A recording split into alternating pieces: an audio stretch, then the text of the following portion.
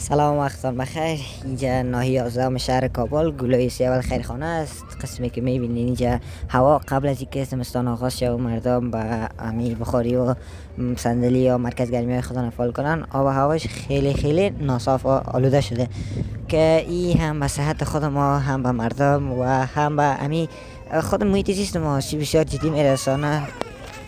که آسیب ها اگر امروز کاری نکنه سردا 100% که باعث امراض گوناگون در بدن ما میشه.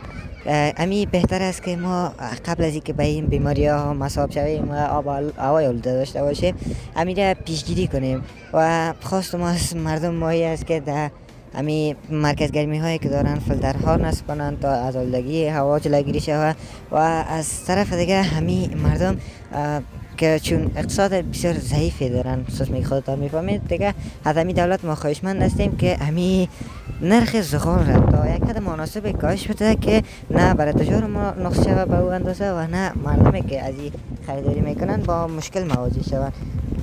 با تشکر از شما و این ویدیو را به خبرگزاری سریع ارسال میکنم.